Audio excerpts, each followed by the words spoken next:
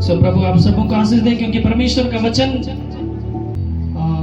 करलाटोला नीमा में मनियारी में जब प्रोग्राम हो रहा था 3 दिन का, तो वहाँ पे एक दिन पहले कुछ अच्छी बातें शाम के प्रोग्राम में हो रही थी। तो वहाँ पे बहुत से बुरे लोग, नशा करने वाले लोग या गांव समाज में नामी लोग अधिकतर क्या होते हैं, चोर, बेईमान या एक तरफा फैसला करने वाले लोग, गद्दार लोग होते हैं अधिकतर।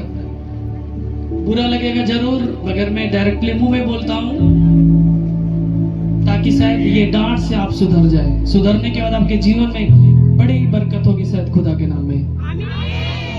हालेलुया। और हम उन लोगों का वैल्यू देते हैं। अच्छा, हम गांव समाज में देखते हैं कोई मर्डर है, उनका हिस्ट्री कोई देखेंगे, दूध से धुले परिवार के लोग हैं, सुने कभी? बोलेंगे तो हमरो खानदान में जमीने बेईमानी करी लिखो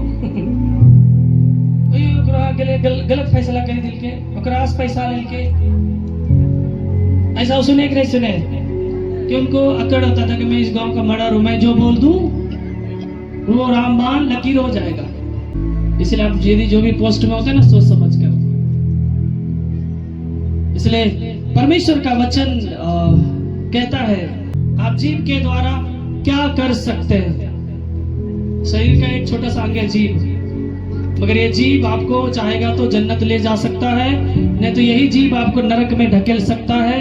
यही जीव के द्वारा आप कभी कभी दोस्त यार में फंसते हैं और जूता खा के आ जाते हैं, और कभी कभी यही जीव के द्वारा आपकी बड़ी प्रशंसा होती है, क्योंकि जीव के द्वारा आप बहुत अच्छी बातें करते हैं, बुरे लोगों को सुधार लाते हैं, है ना। याकूब के पत्र 3 अध्याय के 5 और 6 जल्दी से कोई पढ़ देंगे माइक लेकर। परमेश्वर का वचन क्या कहता है? वैसे ही जीभ भी एक छोटा सा अंग है और वह बड़ी बड़ी डींगे मारती है। देखो थोड़ी सी आग से कितने बड़े वन में आग लग जाती है। जीभ भी एक आग है। जीभ हमारे अंगों में अधर्म का एक लोक है और सारी देह पर कलंक लगाती है और जीवन गति में आग लगा देती है और नरक कुंड की आग से जलती रहती है। आमीन। कितना अच्छा लिखा है, जीभ भी एक छोटा सा अंग है और ये छोटी सी माचिस तीली के समान है, बड़ा बड़ा जंगल में आग लगा देती है। कहने का मतलब है बहुत बार होता है क्या है, गांव समाज में या कोई भी बातों में लोग सुनेंगे कुछ, या कोई जैसे अपने गांव समाज में कुछ ऐसी बातें होती हैं तो लोग सुनते कुछ है, करते कुछ है, चढ़ा बढ़ा के बोलते हैं। उस चढ़ा बढ़ाने के चक्कर में आज कोर्ट और कचहरी में अधिकतर भीड़ें रहती है। क्यों? क्योंकि लोगों के पास बर्दाश्त करने की क्षमता नहीं है। अगला बोल दिया, अच्छा तुमको हम बताते हैं। दूसरा सुना, बोले तोरा कल को की जान से मारी दो, वो बोले तोरा इतना दिन के टाइम दिल कुछ। लोग कहाँ से कहाँ चढ़ा बढ़ाकर और दूसरों का सुनकर वो तुरंत एफआईआर करता है। फल्ला हमको बोला जान से मार देंगे, हमको ही कर देंगे केस, एफआईआर।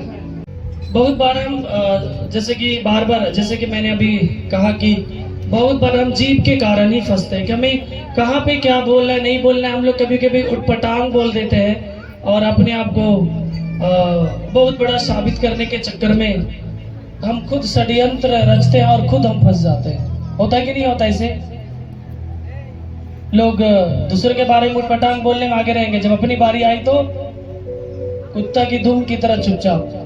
तो बहुत बार होता है कि हम अपने कर्म के कारण फंस जाते। इसलिए परमेश्वर का वचन कहता है जीभ एक हमारे शरीर में छोटा सा अंग जरूर है, मगर बड़ी बड़ी बातें करता है, बड़ी बड़ी डींग मारता है और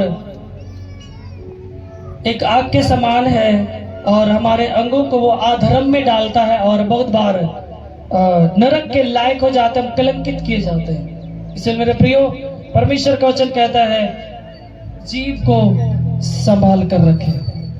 हालेलुया। उसी तरह नीति वचन 18:21 में देखते हैं कि परमेश्वर का वचन कहता है जीभ के वश में मृत्यु और जीवन दोनों होते हैं और जो उसे काम में लाना जानता है वह उसका फल भोगेगा। हालेलुया। हमारे जीभ में क्या क्या है? जीवन और मृत्यु दोनों हमारे जीवन में है। जो इसे काम में लाना जानता है वो उसका फल को भोगता है। यदि आप जीभ के द्वारा बुरी बातें करते हैं, बहुत बार आप बुरी बात करने के कारण में बहुत कुछ उस टाइप का होता था, आप खुद फंसते हैं और आप शैतान के लायक होते, आपकी तरक्कियां जाती है, बहुत बार आप कोर्ट कचहरी के लायक होते हैं। और वही जीभ के द्वारा आप यदि खुदा की प्रशंसा करते हैं, लोगों को समझाते अच्छी अच्छी बातें करते हैं, उसका भी फल आपके लिए अच्छा साबित होता है। कहने का मतलब है आप जैसा बीज बोते हैं वैसा फल पाते हैं। जुबान के द्वारा आप यदि कटीली बीज बो रहे हैं, यानी कि आप गंदी गंदी बातें कर रहे हैं। बहुत से लोग गंदी बातें करने में बड़े माहिर होते हैं, उनको बहुत अच्छा लगता है। चाचा भतीजा में सिखाएंगे, बोलना तोरा मौसी के गंदा गंदा बात माँ बाप तोरा ऐसे करके गंदी गंदी बातें सिखाते हैं। माँ लगा के बाप लगा के भाषड़ा भोसड़ी क्या क्या सिखाते हैं, उनको बड़ी इंटरेस्ट आती है। मगर जब आपके बच्चों की बारी आती है ना, उनके बच्चों से बड़े खतरनाक होते हैं। मैं जब नीमा में था, कल शाम में एक जगह में गया था, नई फैमिली के पास ऐसे बातचीत हो रही थी, तो भाई जी बता रहे थे कि उनके यहाँ उनके बच्चों को उनके बड़े पापा लोग सिखाया करते थे बड़ी गंदी गंदी बातें, बहुत कुछ। और उनके पापा के बारे में बहुत कुछ बोल रहे थे कि तुम्हारा पापा तो कोढ़िया है, कुछ नहीं कर पाएगा, जिंदगी में तरक्की नहीं कर पाएगा, और बहुत कुछ सिखाते थे। तो कुछ भी तो उनका अपना बच्चा है तो वो तो अपने बच्चों को संभाल लिया। जब उनके बड़े भाइयों के बच्चे जब बड़े हो गए, जवान हो गए, तो उनसे भी 10 गुना खतरनाक हो गए। अभी तो माँ बाप को लोग बाप लगा के गाली देते हैं। क्यों? क्योंकि खुद उसका बाप जो है भतीजा के पास बीज बो रहा था, मगर वो बीज उधर ही उल्टा चला गया, जंगली बन गया, है कि नहीं? ऐसे बहुत से लोग घर में होता है। और बहुत से लोगों के घर में तो एक प्यार वाली भाषा हो जाती है, साला बेटा साला, उनके लिए बहुत अच्छा लगता है। उनको शायद अच्छा लगता है कि ये भाषा हम लोग प्रयोग करते हैं, हमारे लिए बहुत इंटरेस्ट वाली भाषा है। उसका अर्थ भी तो समझिए।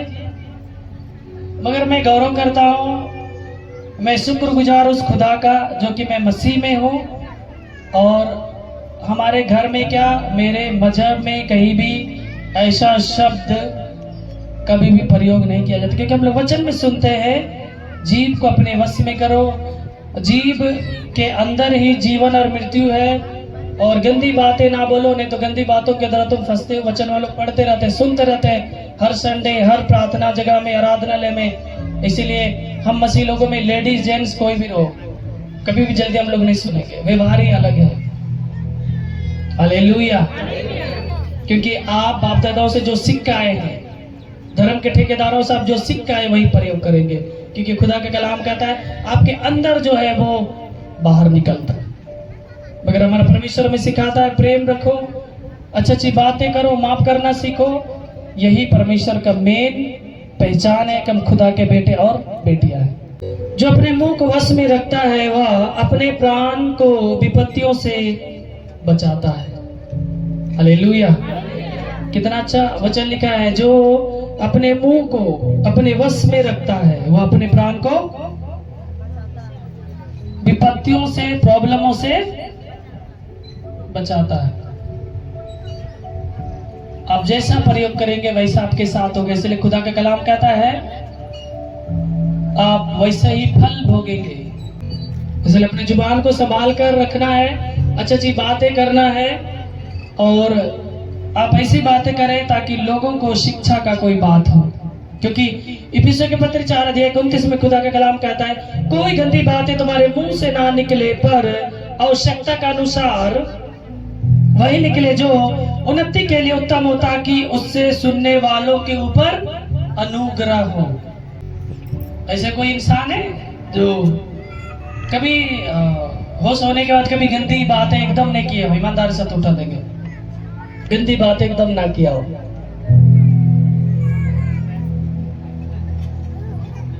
गंदी बात एक मीठी छुरी है, थोड़ा थोड़ा टेस्टी आता है।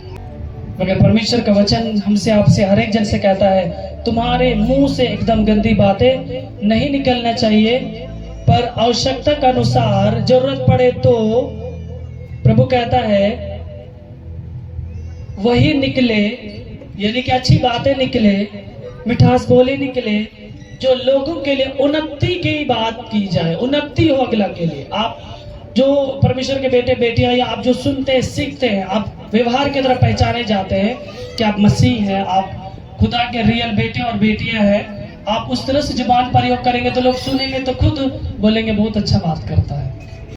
बहुत बार होता क्या है कि कितने भी लोग कठोर दिल वाले हैं, कितना बड़ा ऑफिसर, गुंडा मावाली अपनी, वो अपने ये हमें कुछ भी बोलेंगे, आप मगर मिठास बोली बोलेंगे, अच्छी अच्छी बातें करेंगे, तो बहुत बार आप देखेंगे कि वे लोग पिघल जाते हैं। उनको पिघलना ही होता है, बहुत बार देखे होंगे। इसलिए प्रभु कहता है आप उस तरह का प्रयोग करें ताकि किसी के लिए वो उन्नति का कारण हो, तरक्की का कारण हो, ताकि सुनने वालों के ऊपर बड़ी आशीष और बरकत हो, अनुग्रह हो।